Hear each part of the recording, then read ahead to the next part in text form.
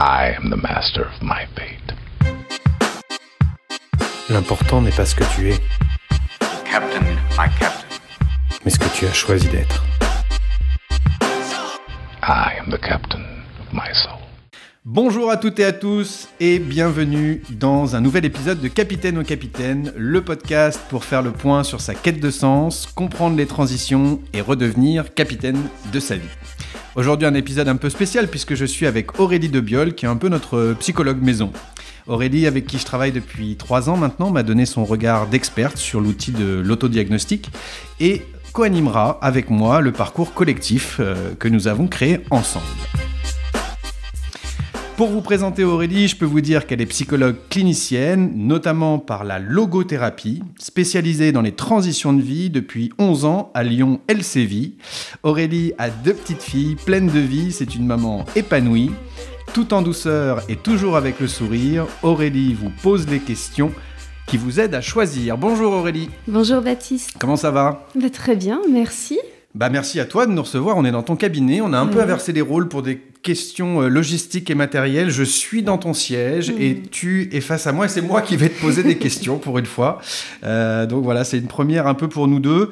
L'idée de ce podcast, de cet épisode, c'est aussi de découvrir ton métier. Moi, je me pose plein de questions et puis j'ai l'impression qu'il y a pas mal d'idées reçues par rapport au métier de psychologue. J'ai notamment envie de savoir un peu comment il a évolué et comment toi tu l'abordes, surtout c'est ça qui nous intéresse.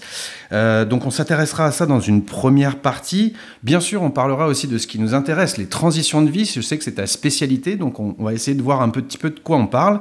Et puis pour le bénéfice de nos auditeurs et de nos auditrices, on serait friand aussi que tu nous partages quelques petits trucs et astuces, en tout cas qu'on peut, des conseils un petit peu généralistes qui peuvent nous servir quand on est en situation de vouloir changer de vie, en quête de sens. Voilà, ça te va ? C'est parfait, merci.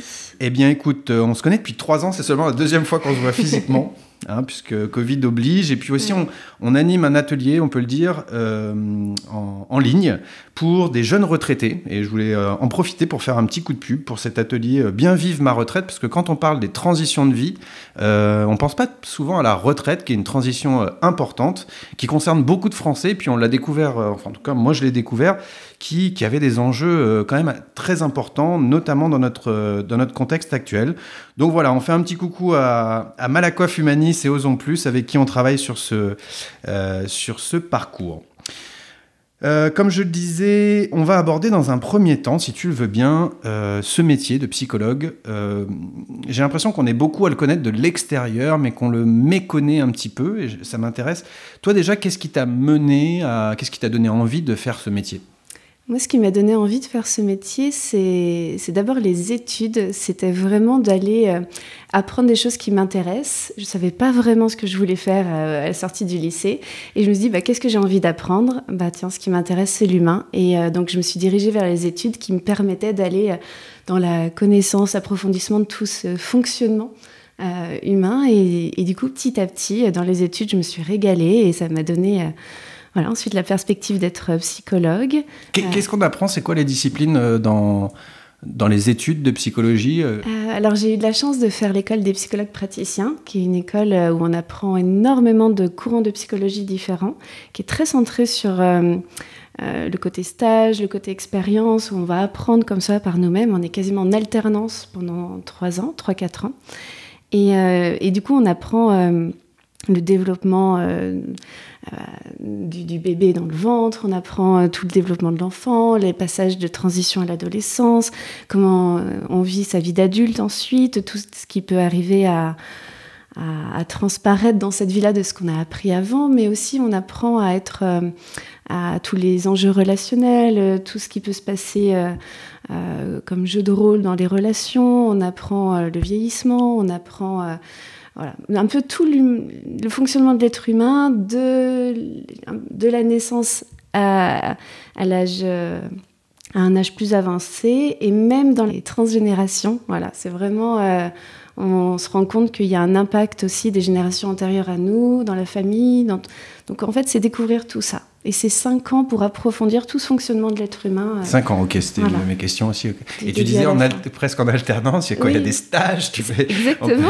C'est-à-dire c'est-à-dire qu'on apprend déjà, on fait un stage Le premier stage, c'est un stage dit ouvrier, où on va vraiment aller travailler en usine, on va aller travailler dans des métiers comme ça pour vraiment se rendre compte de ce que c'est que ce travail-là.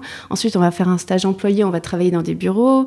Et puis ensuite, on va faire un stage en milieu hospitalier, en entreprise, voilà, en fonction des spécialités qu'on choisit. Mais en tout cas, il y avait un tronc commun, clinique et entreprise, pour mon parcours à moi, où du coup, on a fait des stages quasiment équivalent dans les deux, et puis ensuite, la dernière année, on se spécialise. Et moi, je me suis spécialisée en clinique. Alors, qu'est-ce que ça veut dire ça ? Je me suis demandé, parce qu'on n'est a priori pas dans une clinique. Donc, qu'est-ce que ça veut dire psychologue clinicienne ? Alors, pour moi, clinicienne, c'est vraiment juste pour dire qu'on travaille dans le soin, qu'on est dans le soin. Je ne suis pas une psychologue d'entreprise, où j'aurais pu aller dans les RH ou en juridique.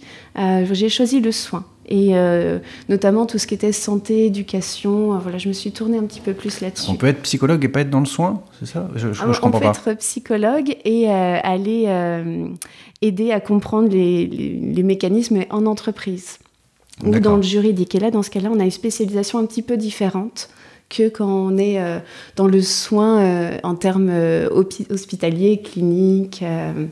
D'accord, ok, très très bien. Explique-moi comme si j'avais 10 ans, à quoi ça sert ? Quel âge elles ont tes petites filles, tiens, d'ailleurs ? Elles ont 5 et 6 ans. Ah bon, un petit peu plus vieilles quand même. 4 et 5. Explique-moi comme si j'avais 10 ans, à quoi ça sert un psychologue ou une psychologue ? Alors, un psychologue, c'est pour t'aider à mettre des mots sur ce qui ne va pas, à essayer de comprendre un peu quand tu as de la colère, de la tristesse, de la peur, et puis voir ensemble comment on peut dépasser tout ça pour que tu te sentes vraiment mieux dans ta vie. C'est une sorte d'effet miroir un peu. On travaille beaucoup avec l'effet miroir, oui. Et un psy, ça donne des conseils, ça donne des... Non, ça conseille pas. Ça conseille Alors, pas. je sais que c'est perturbant, ça conseille pas. Non, on va plutôt être dans la compréhension, Il faut énormément d'empathie, je pense, pour être psychologue. C'est vraiment arriver à se mettre à la place de l'autre et à comprendre ce qu'il vit, et puis à le reformuler, à le retravailler et à donner des pistes de compréhension de ce qui se passe. Et ensuite, grâce à ça, on va inciter au changement. C'est vraiment du changement, d'aller voir un psy. C'est pour travailler sur soi et forcément on évolue. Et que ce soit dans le quotidien qu'on revoit tous les fruits de ce travail-là. Alors vraiment, je me centre sur le quotidien et sur l'avenir. Le passé, c'est très chouette pour peut-être comprendre certains mécanismes, certaines choses, nos réactions. Mais pour moi, c'est vraiment important que le travail psychologique qu'on fait, il soit efficace là, maintenant et dans le futur.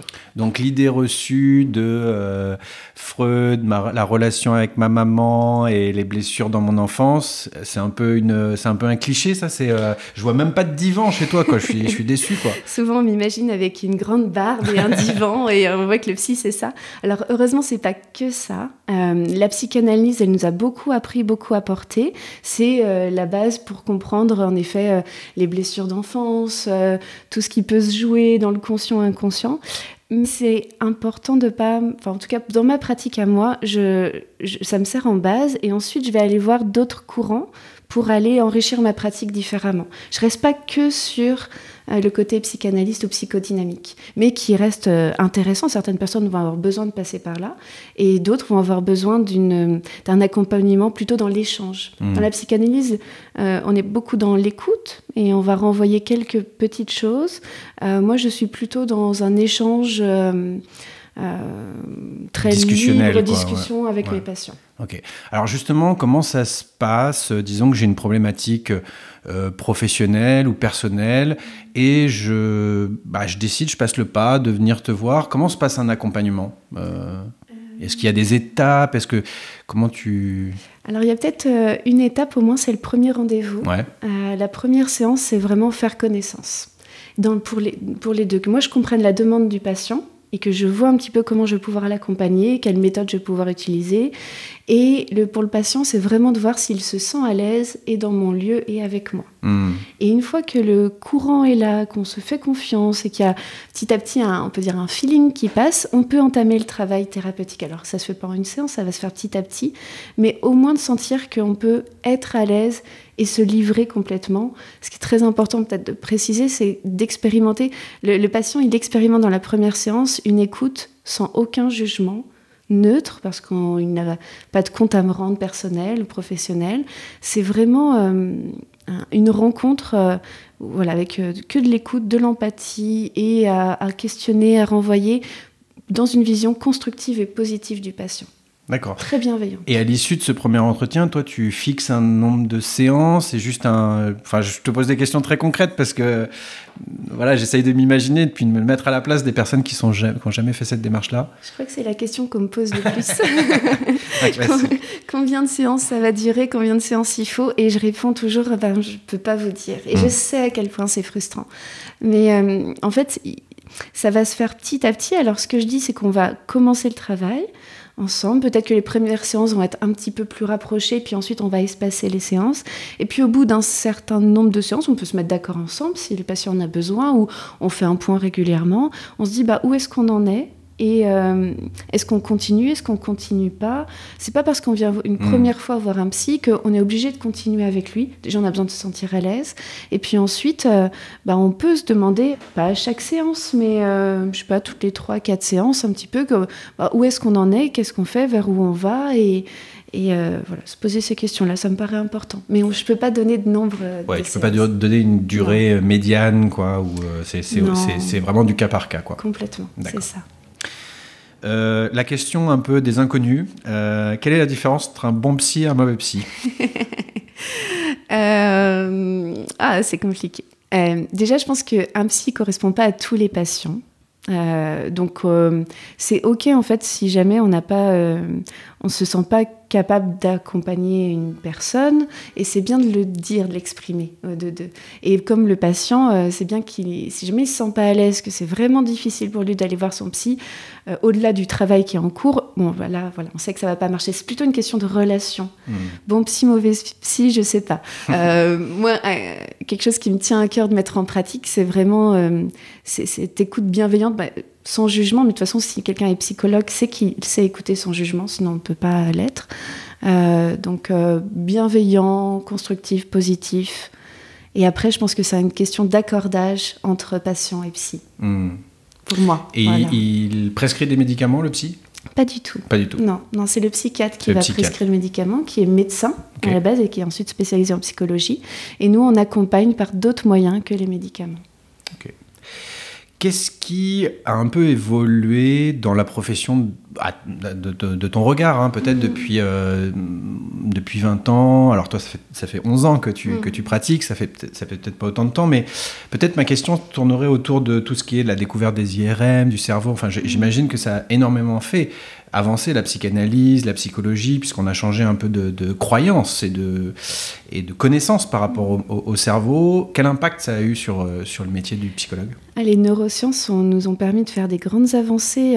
La psychologie, c'est tout d'abord une démarche scientifique. Donc tout ce que l'on dit, toutes les méthodes, tout ce qui est construit comme courant, elle se base sur de l'expérimentation, sur des études. C'est vraiment un courant scientifique. Donc les neurosciences, elles ont permis d'avancer, de comprendre le fonctionnement du cerveau, le fonctionnement des émotions, des réactions, et notamment un courant que j'aime beaucoup, c'est la psychologie positive. Et la psychologie positive, elle s'appuie énormément sur les neurosciences et les dernières découvertes de ces dernières années. Donc ça, c'est vraiment, ça a permis d'enrichir notre psychologie. Et puis après, je ne sais pas s'il y a d'anciennes et de nouvelles générations de psy, mais en tout cas, j'ai l'impression que dans les psychologues qui se forment et avec qui j'ai évolué et j'ai été formée, on a vraiment une vision...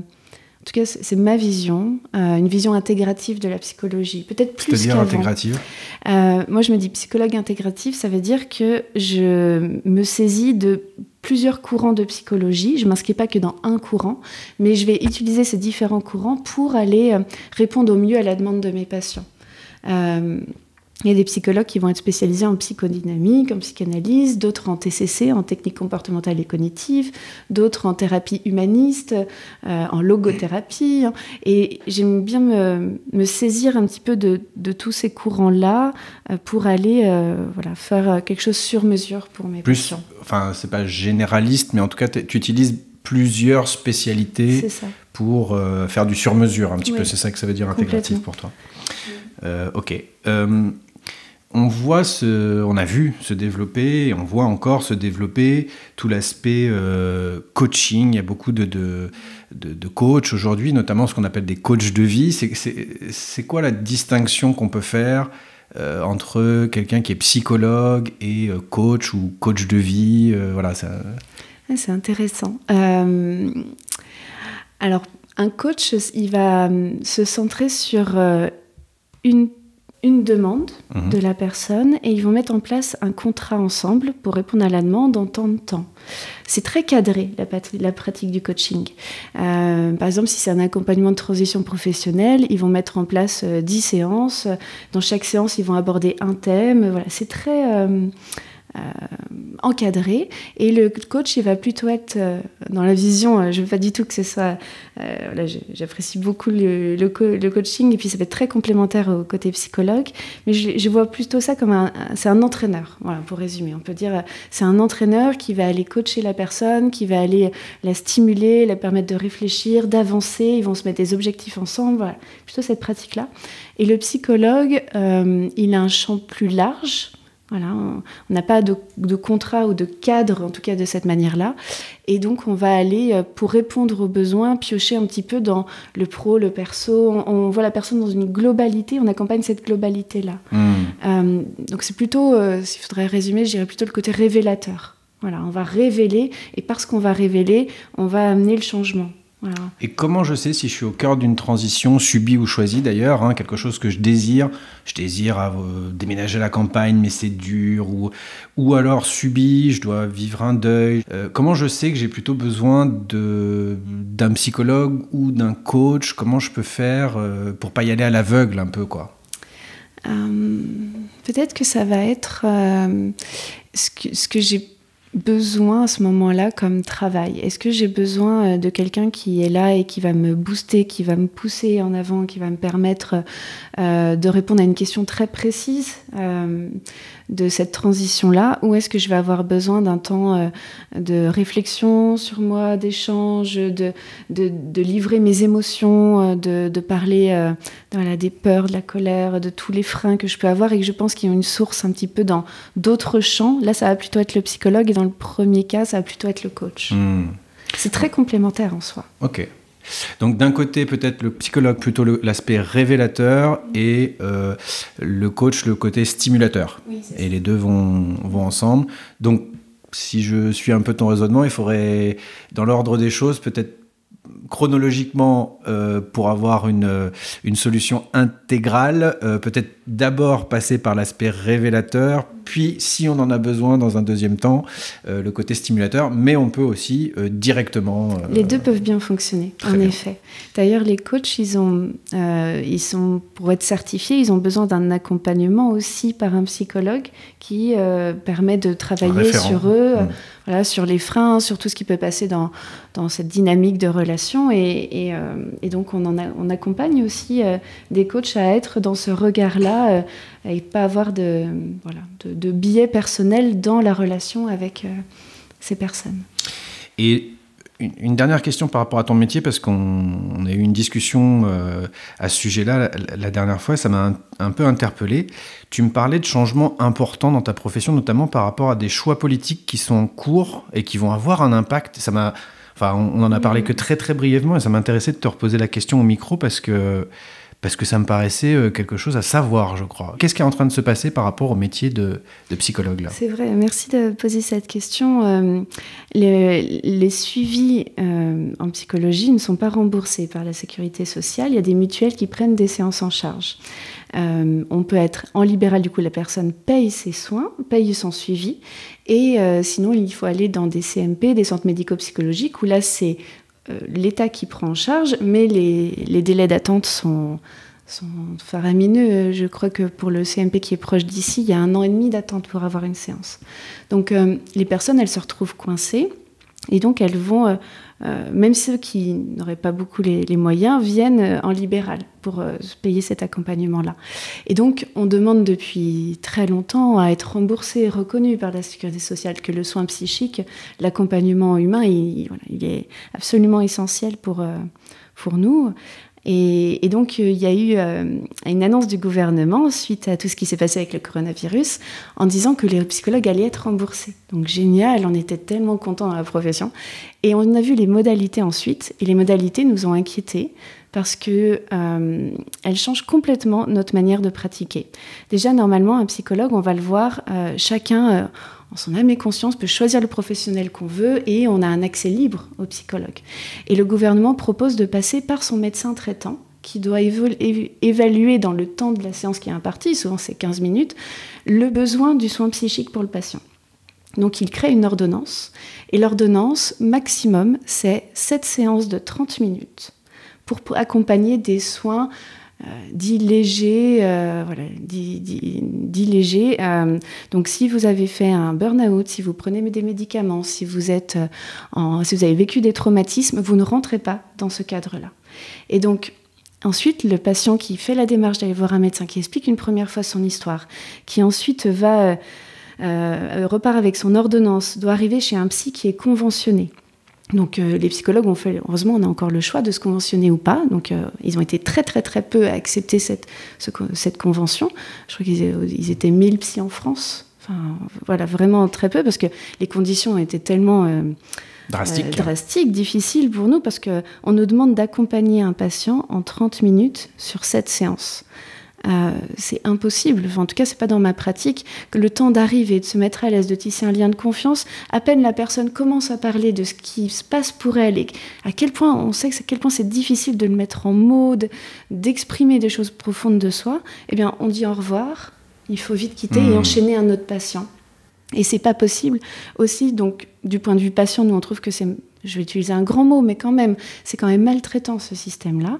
Et alors peut-être que ça peut convenir pour certains et que c'est un début, mais il faudrait qu'on ait la possibilité d'avoir un dépassement d'honoraires et un dépassement de temps pour accompagner, que ce soit un coup de pouce. Et ça va être le médecin traitant qui désigne le psychologue à aller voir, ou il y a quand même un choix, parce que tu parlais de ce rapport de personne à personne qui est important aussi, on le comprend. Alors il ne le désigne pas, mais le patient a le choix qu'entre les psychologues conventionnés. Conventionnés, ouais, donc ça limite. Donc ça limite quand même. Et ensuite, au bout des 7 séances, on renvoie, je crois, un bilan chez le médecin. Et si la personne veut plus de séances, ensuite c'est un psychiatre qui doit prendre le relais.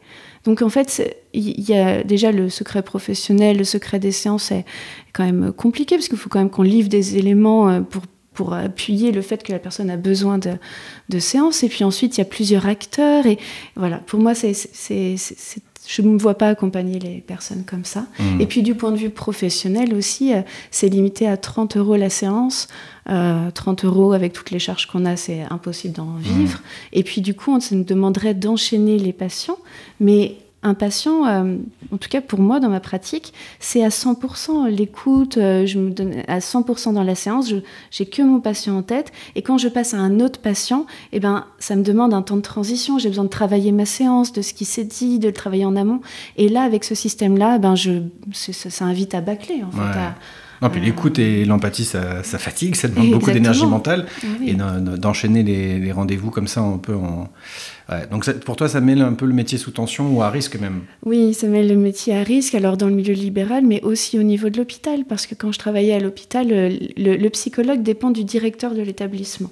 Et on travaille, bien entendu, avec les médecins, tout le monde médical, en bonne intelligence et en complémentarité. Et ce qui fait que face aux médecins, on n'a pas de rapport hiérarchique. Donc on peut vraiment avoir une parole libre, on peut être... Pardon, le psychologue va, avec ces nouvelles modalités, va devoir rendre des comptes finalement au médecin traitant. En fait. Un petit peu quand même si on préserve quoi qu'il se passe de toute façon toute la séance et ce qui se dit dans la séance, mais on va quand même échanger avec ce médecin et donc on demande de l'accord au patient. À chaque fois qu'on veut échanger avec un autre professionnel de santé, le patient est au courant, on dit ce qu'on va dire ensemble, tout est choisi, pensé pour que la parole du patient soit préservée. Mais je trouve que ce système-là, et puis ça va aller vite forcément, on ne va pas avoir des grands temps d'échange, même si on essaye de mettre en place beaucoup de partenariats avec les médecins. Moi, je travaille beaucoup avec des médecins, des psychiatres, et ça se passe très bien. Mais installer sur ordonnance le métier de psychologue, c'est compliqué. Et j'ai peur que ça mette un biais ensuite au sein de l'hôpital, où du coup, le psychologue se retrouvera sous l'autorité du médecin.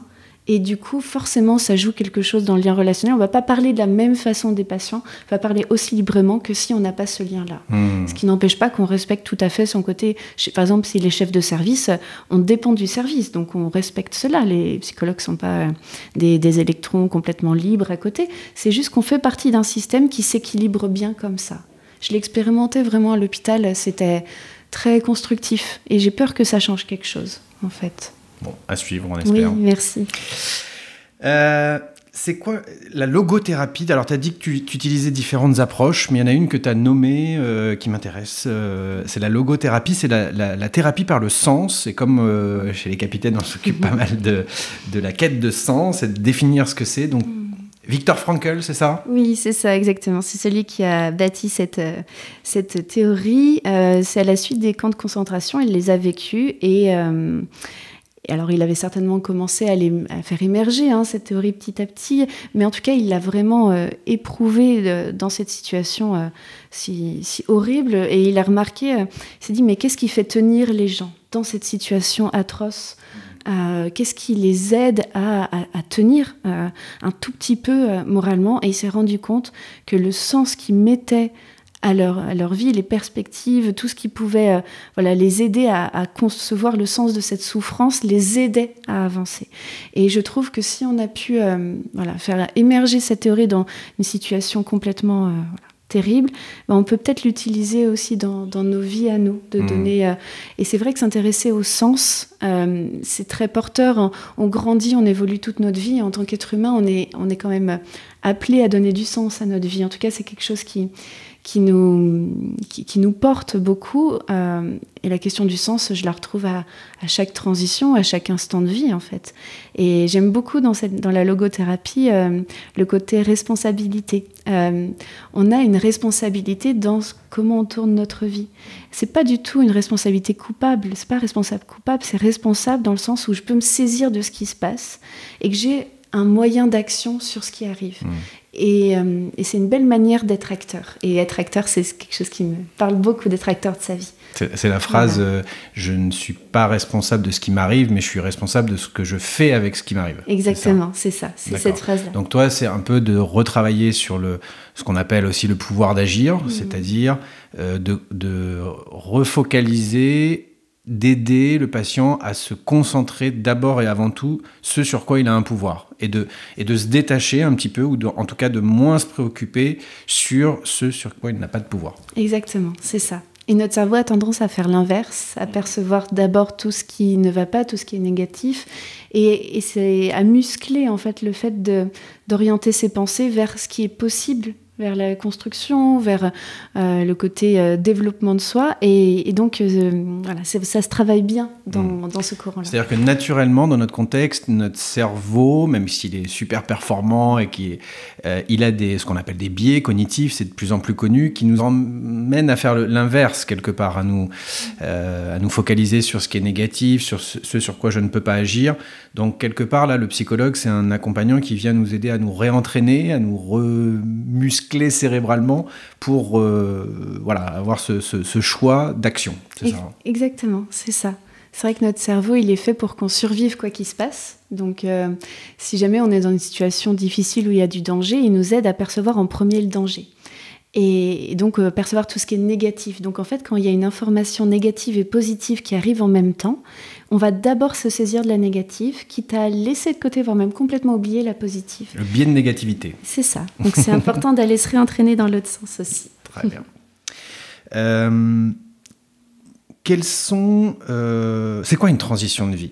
Puisque tu es spécialisé là-dedans. Moi, c'est quelque chose qui m'intéresse. Mais comment, toi, tu le définirais? Alors... La transition de vie, c'est peut-être à différencier des changements dans une vie. Pour moi, la transition, c'est vraiment... c'est un énorme changement qui bouscule les repères, qui nous demande de nous réinventer, peut-être même nous reconstruire. Enfin, c'est vraiment quelque chose de fort. Le changement, il fait partie de notre vie tout le temps. On grandit toute notre vie, on change. La société, les autres, le monde, nous, tout change, évolue. Et donc, il y a un mouvement comme ça qui nous entraîne vers le changement. De toute façon, on ne peut pas rester en statu quo là où on est. Ça ne marche pas. On a vraiment besoin d'évoluer. Donc, soit on le fait, on peut le faire petit à petit, petit, on avance dans ce changement-là, mais parfois, parce qu'il y a petit à petit dans la situation qu'on vit, un inconfort qui devient plus supportable, plus souhaitable, ou qu'il y a un événement de vie qui arrive de façon subie, qui nous tombe dessus, eh ben, ça va inviter à un changement beaucoup plus intense, beaucoup plus profond, beaucoup plus... voilà, pour moi, c'est vraiment un changement important, transition de vie. Il y a un outil qui s'appelle la roue d'Hudson, qui est utilisé par certains coachs ou certains formateurs, et qui parle de 2 grands types de changements, finalement. Il y a le changement qu'on appelle l'homéostasie, c'est-à-dire, moi, pour rester dans les capitaines, l'image que j'ai, c'est un peu quand on est sur une planche de surf.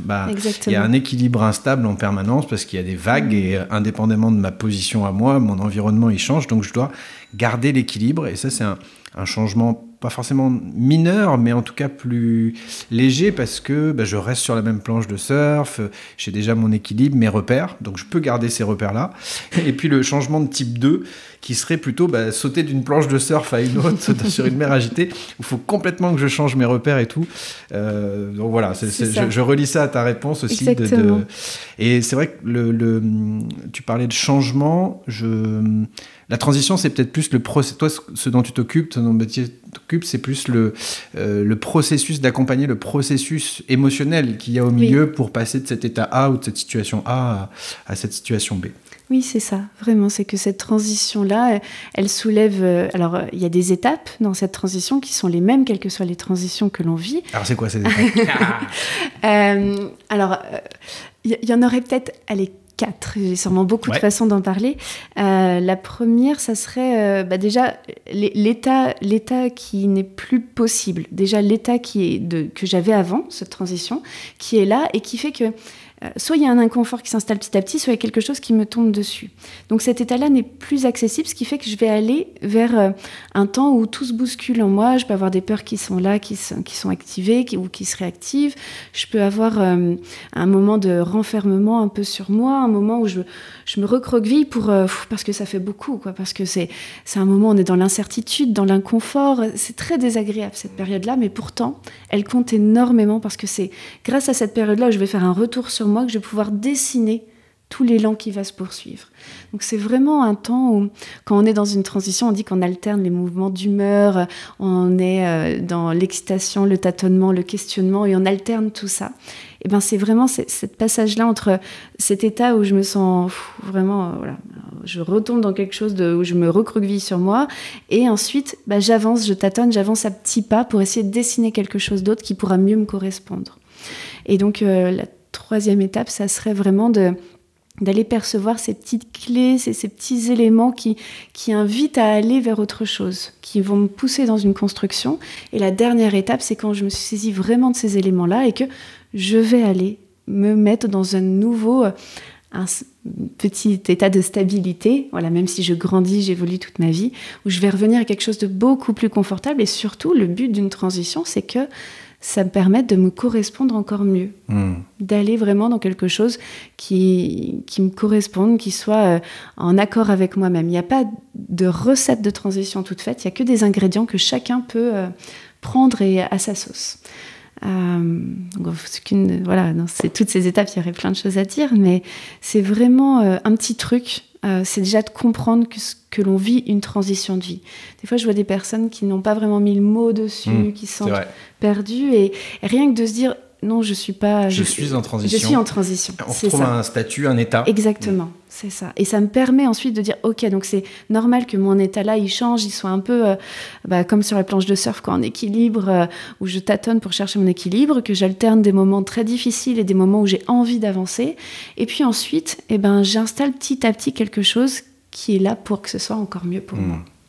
Donc rétablir un peu ce qu'on appelle la dissonance cognitive, là, c'est-à-dire il y a une différence assez forte entre ce que je voudrais vivre et ce que je vis, en fait, ou ce que je pense et ce que je fais, ou il y a un tiraillement intérieur. Ce tiraillement, il vient nous dire quelque chose.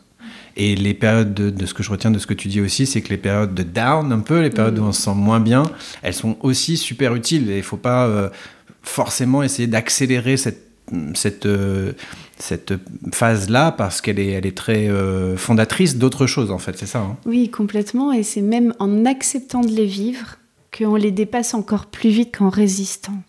Et d'ailleurs, en résistant, il peut se passer plein de choses. Le corps aussi vit cette transition et tout ce que le psychisme après ne peut pas trop encaisser. Le corps, il en prend une partie. Donc, c'est vraiment important d'accepter, mais je sais à quel point c'est dur, d'accepter ces moments d'âne en se disant ok, ça me retourne sur moi pour aller vers quelque chose de mieux. Et c'est grâce à cette réflexion, ce questionnement-là, que je vais installer quelque chose. Mais ça veut dire accepter parfois, de faire rien, de pas avoir fait 10 choses dans sa journée, d'accepter des moments où on a l'impression qu'il se passe rien, et en fait, pour notre cerveau, il se passe énormément de choses. Et ça nous aide à avancer ensuite. Pas avoir peur du vide. C'est ça, exactement. Ça s'apprend. Pour quel type de transition vient te voir en général ? C'est quoi les transitions que tu accompagnes le plus souvent ?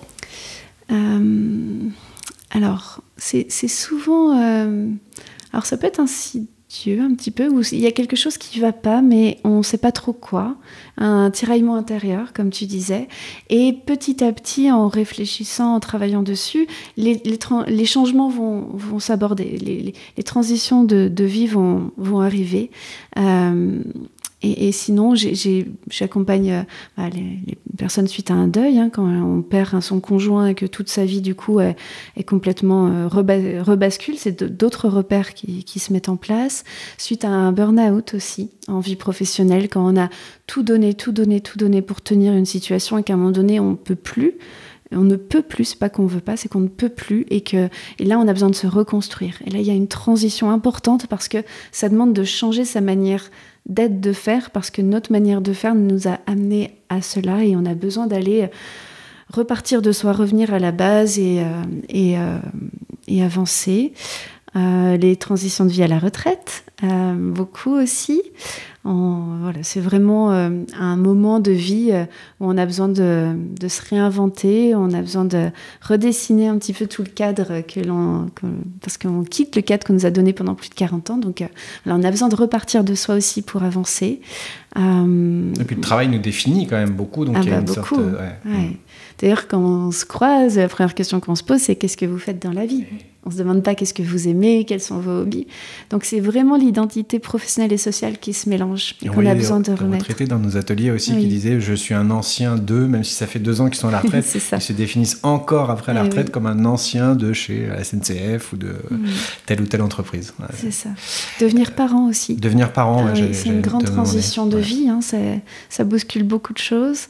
Voilà, tous ces éléments-là. Et pareil, c'est de plus en plus difficile psychologiquement, où j'ai l'impression aussi qu'il y a beaucoup de difficultés à avoir des enfants, ou en tout cas, dans mon entourage, j'ai l'impression que c'est soit psychologiquement, soit physiquement. J'entends beaucoup de difficultés, beaucoup de fausses couches aussi. Quel regard toi t'as là-dessus ? Est-ce que c'est un phénomène de société ? À quoi c'est dû ? Alors, j'ai pas les données scientifiques, j'ai pas les études. Je peux juste parler en mon nom propre, où moi aussi, dans mon entourage, énormément de personnes de mon âge ont énormément de mal à avoir des enfants, ou du mal à avoir même un deuxième enfant. J'ai beaucoup de fausses couches. Alors, c'est vrai qu'on en parle peut-être plus aujourd'hui qu'avant, mais quand même, je sens que c'est un phénomène qui est très présent et ça m'inquiète beaucoup. Je me demande à quoi ça peut être dû.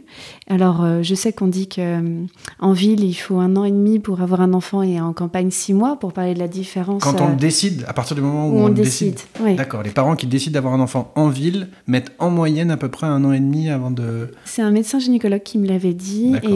Et donc, ça montre bien qu'il y a le stress ambiant, le rythme de vie, la pollution peut-être, les hormones dans l'eau. Enfin, je pense qu'il y a aussi... il y a plein de facteurs qui peuvent amener cela.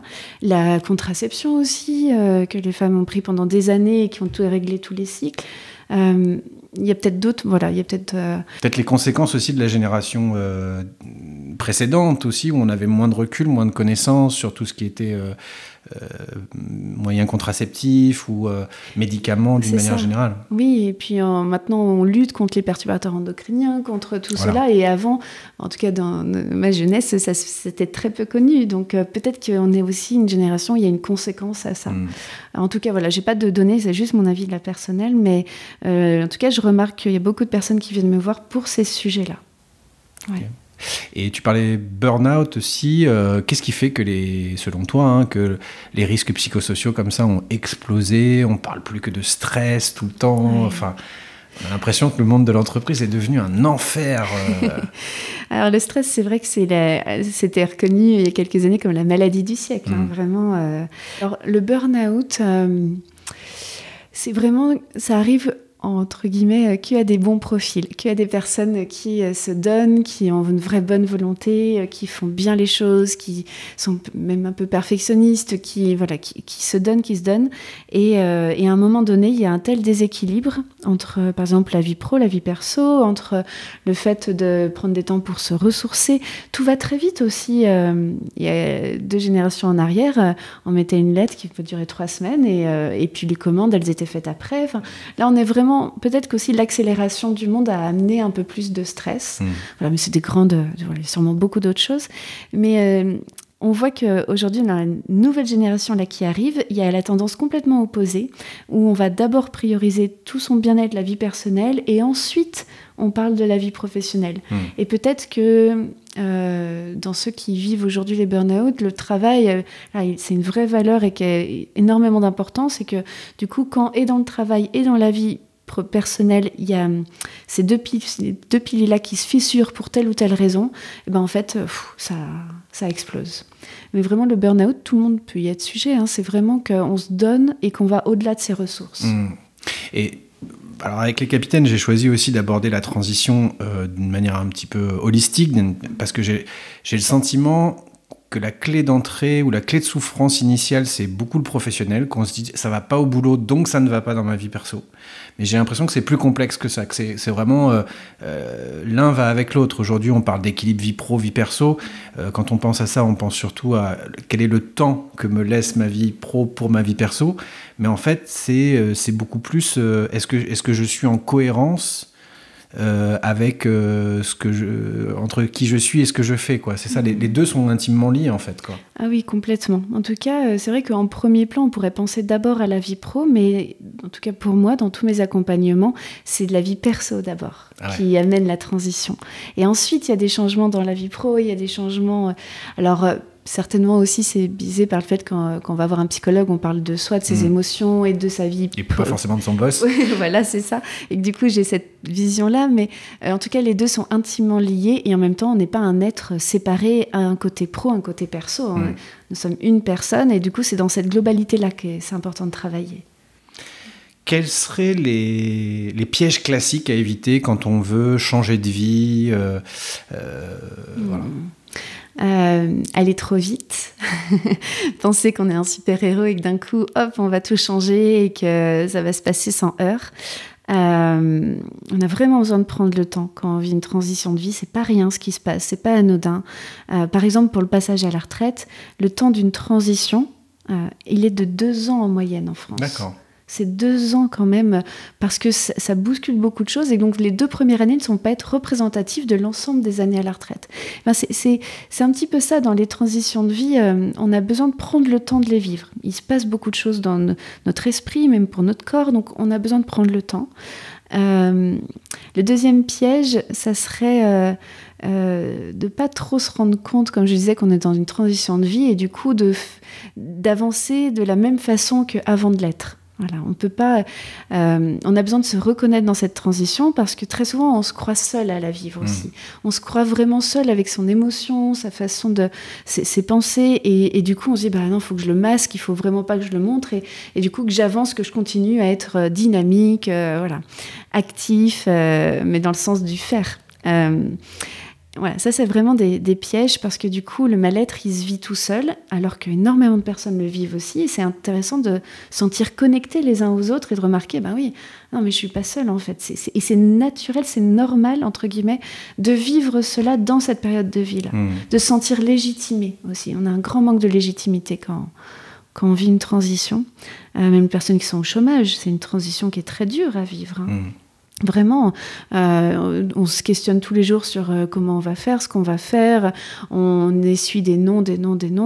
Ça entame énormément la confiance en soi, l'estime de soi. Donc, c'est pas rien comme période.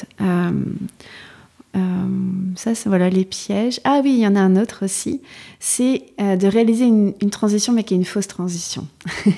C'est par exemple, je quitte mon travail parce que ces contraintes-là, j'en peux plus, ça me correspond pas, je n'ai pas le temps de voir mes enfants, ma vie de famille, et je vais reprendre un travail où je retrouve les mêmes contraintes. Voilà. Là, c'est un essai de transition, mais quand même, il y a des peurs qui sont activées, qui font que je vais basculer en fait, dans le même schéma. Voilà, où je quitte quelqu'un parce que ça ne me correspond pas et je vais retrouver le même profil de reproduire des mécanismes. Exactement. En fait, un peu comme quand on est dans une relation toxique, on change, mais en fait, la personne est plus blonde, elle est brune, elle est plus petite, elle est grande, mais en fait, on retrouve un peu les mêmes symptômes que dans une relation passée. Ça peut être pareil dans le travail. Donc peut-être prendre plus de recul pour se rendre compte un petit peu de qu'est-ce qui doit évoluer. Ok. Et comment on fait ça quand on est dans une vie complètement active, que j'ai mon travail qui me prend du temps, j'ai mon fils à emmener au judo, j'ai la voiture à les faire réparer, on parlait du temps et du stress. Comment on sort un peu du déni, ou quand on sent que l'élastique il se tend trop, qu'est-ce qu'on peut faire ? Alors, si on arrive à le sentir, on peut tout à fait en prendre des mini-temps à soi. Pas obligé que ce soit vraiment, je sais pas moi, une semaine, une journée, une demi-journée, mais ne serait-ce que avant d'aller au travail, par exemple le matin. Alors, je sais que le rythme, il est très speed quand on pose des enfants, mais peut-être s'accorder 5 minutes dans la voiture pour juste respirer, juste se poser. Déjà. Et puis le soir, quand on rentre, on va peut-être laisser les enfants 10 minutes de plus au périscolaire et on va prendre un temps où on va se poser, écrire un peu tout ce qui nous passe par la tête, par exemple. Prendre le temps d'en discuter avec un ami. Voilà, de dire, là, vraiment, je me sens tiraillée, je me sens qu'il y a quelque chose qui ne me va pas. Je ne suis pas satisfaite, en fait, alors que j'ai tout pour être heureux. Ça, je l'entends beaucoup aussi. C'est pas que des cases à cocher, ou alors quand on a causé toutes les cases et qu'on se rend compte que ça ne va pas, c'est qu'il y a autre chose. Il y a autre chose à aller chercher. Et d'ouvrir ce questionnement tout petit temps par tout petit temps. Avant d'aller se coucher, on note tout ce qui nous passe par la tête. Voilà, des petits trucs comme ça, pour qu'ensuite, petit à petit, on y fasse plus de place. Parce que oui, au milieu de son travail, de ses enfants, de son conjoint, de ses amis, de la vie associative, de la vie sportive, loisirs, j'ai besoin aussi de me dédier un petit temps à moi. Mais ça, on n'a pas appris à le faire. Voilà, où on se dit, non, on va pas être égoïste, on va pas être... Pas du tout, c'est vraiment s'accorder un petit espace où en fait on peut juste penser un petit peu à qui on est, ce qu'on a envie, quel sens justement on donne à cette période-là de ma vie, qu'est-ce qui compte vraiment pour moi. On parle de valeurs souvent, c'est vraiment de se dire, est-ce que je suis alignée avec ce à quoi j'aspire ? Voilà. Et si c'est pas le cas, qu'est-ce qui en moi me bloque ? Qu'est-ce qui en moi ou en les autres ou en le monde me permet pas d'y accéder ? Et puis ensuite se demander, tiens, qu'est-ce qui en moi, en les autres ou dans le monde me permettrait d'y accéder ? Et accueillir les émotions qui viennent, parce que plus on les accueille, plus... les émotions, c'est des messages. Ça, c'est vraiment important de le voir comme ça. Si je suis en colère, c'est que j'ai un sentiment d'injustice, donc un besoin de justice. Si je suis triste, c'est que j'ai un manque qui est là. Si j'ai peur, c'est que j'ai besoin d'être rassurée, il y a une alerte qui arrive. C'est vraiment des messages. Et je partageais récemment qu'on est, même si la langue française est très bien fournie, on manque parfois de subtilité pour décrire, parce que être angoissé, frustré, énervé, révolté, c'est pas du tout la même chose, parce que il y a plein de nuances différentes dans notre palette des émotions, et ça, quand tu parlais d'écrire, ça peut être un bon réflexe d'essayer de mettre les bons mots déjà pour soi. C'est ça. Et question un peu provoque. À quoi j'aspire, etc. La quête de bonheur, la quête de sens, c'est pas un truc de bobo un peu, c'est pas un truc... Alors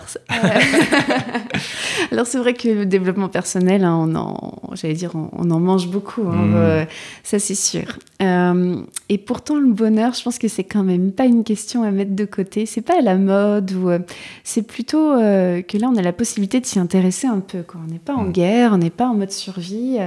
On va pas parler d'évolution de la société du monde en effet, mais c'est vraiment que dans les petits temps que j'ai comme ça, c'est vraiment voir le bonheur comme un moteur de vie et c'est pas une case à cocher. On ne vous serait pas heureux si vous faites un morning réveil tous les matins, que vous levez à 5 heures, que vous faites du sport, que vous ferez... c'est pas du tout ça. C'est vraiment... peut-être que ça peut vous aider, mais c'est un choix, c'est pas pour suivre une mode. Voilà. C'est vraiment un choix personnel. Qu'est-ce qui vous permettrait d'avoir accès à cette vie rêvée, en fait? Et la vie rêvée, c'est du rêve, mais c'est comment est-ce qu'on amène un petit peu de réalité dans ce sens-là?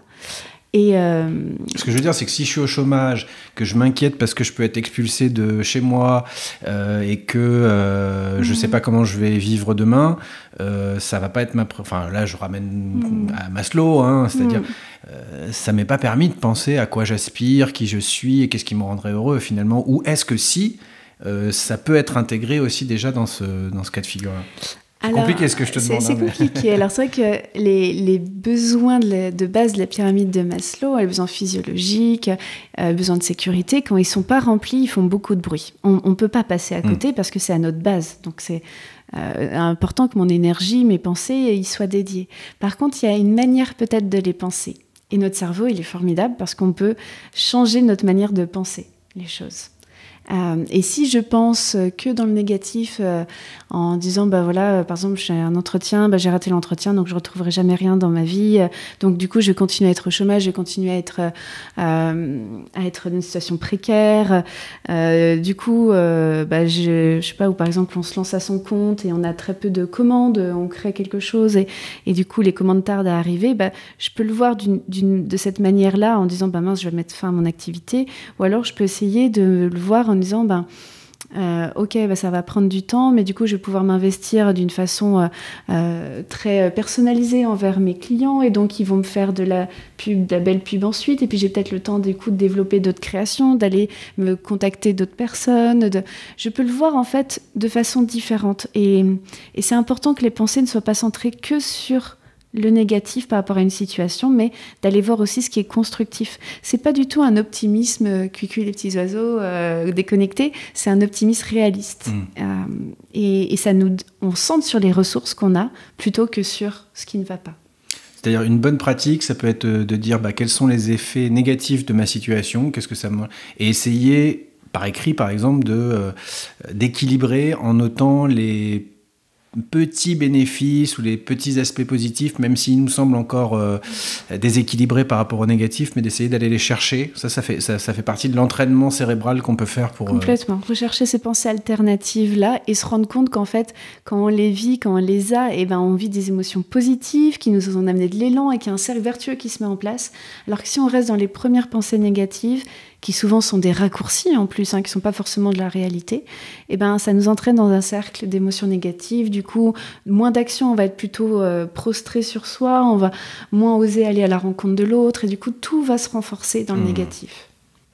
J'ai l'impression qu'une des choses aussi qui concerne beaucoup de personnes, c'est ce qu'on a mis un mot dessus maintenant aujourd'hui, parce qu'on invente des néologismes un peu pour tout.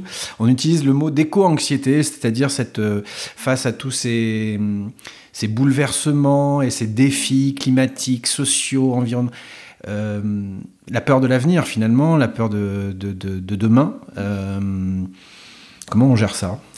C'est une très bonne question. Je sais qu'il n'y a pas de bonne réponse, mais comment tu fais peut-être ? Il n'y a pas une bonne réponse, ça c'est sûr. C'est vraiment... c'est très présent. J'ai beaucoup de personnes qui viennent pour m'en parler.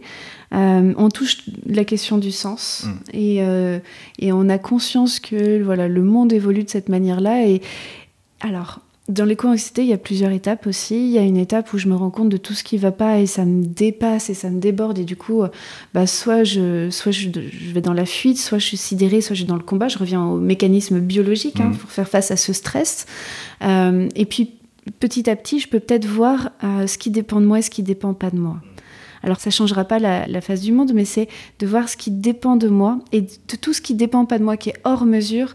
Je le sais, je peux être en empathie, en compassion avec, mais je ne peux pas agir, donc je ne vais pas mettre mon énergie dessus. Par contre, si je mets mon énergie sur ce qui dépend de moi, par des petits pas, petit à petit, je peux peut-être me connecter avec d'autres personnes qui partagent ces inquiétudes-là, qui cherchent à comment se construire peut-être une autre façon de faire, une autre façon de vivre. Il y a plein de villages qui se mettent en place, qui essayent de penser les choses autrement. Il y a des réseaux d'entraide. Je sens que je peux agir avec d'autres. Et du coup, je me sens acteur. Donc, je ne subis plus complètement la situation. Je n'ai pas ce sentiment d'impuissance qui est dévastateur psychologiquement. Je suis dans l'action et petit à petit, alors... on ne peut pas agir à la place de politiques, de multinationales, etc., de pays. C'est vraiment agir à sa mesure. Et peut-être qu'en agissant comme ça, on peut faire finalement des grandes choses après.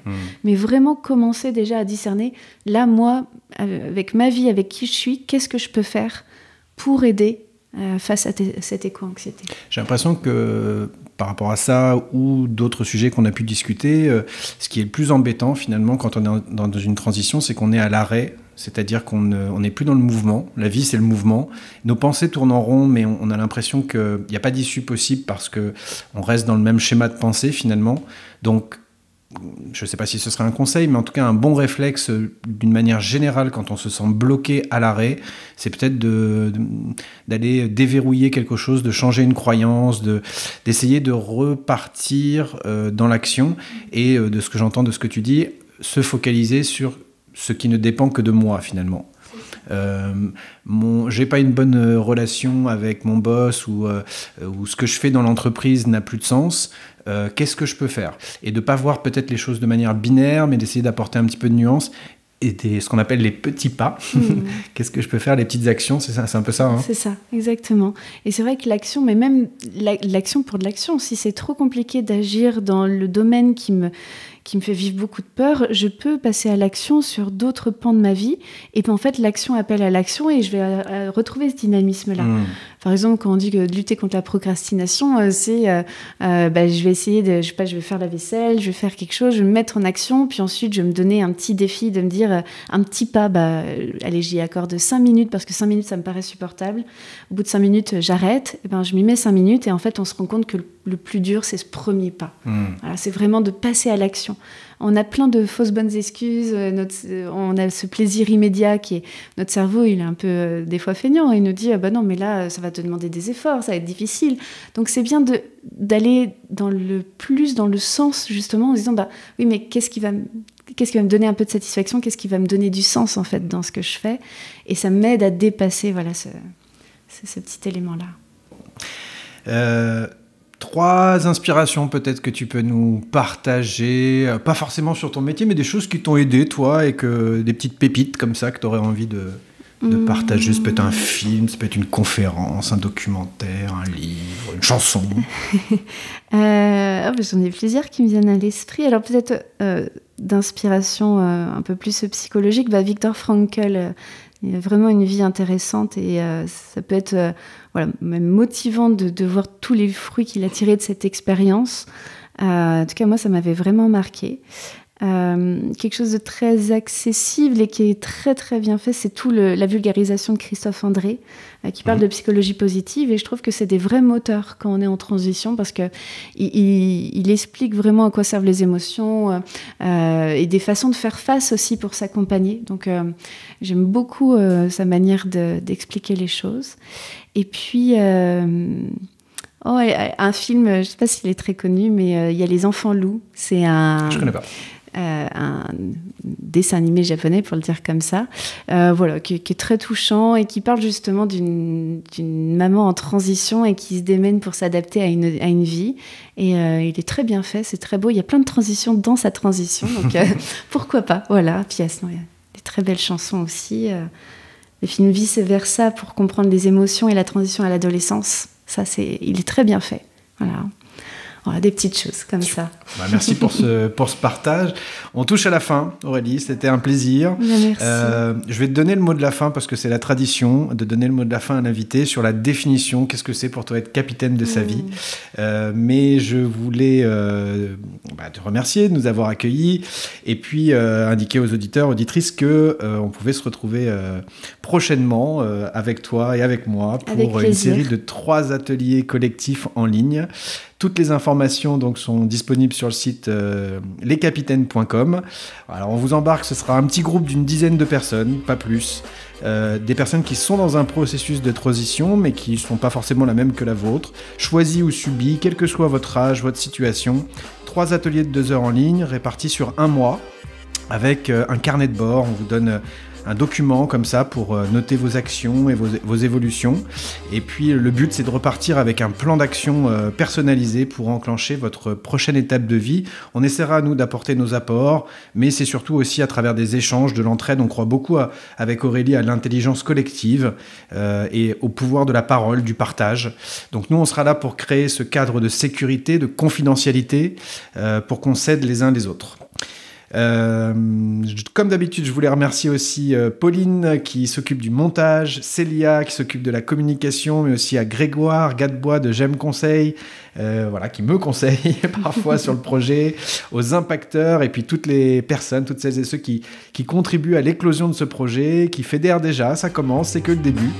Et puis pour celles et ceux qui traversent actuellement une tempête, pour que vous puissiez garder le cap et l'énergie, je vous livre cette citation de Franklin Roosevelt. Une mer calme n'a jamais fait un bon marin.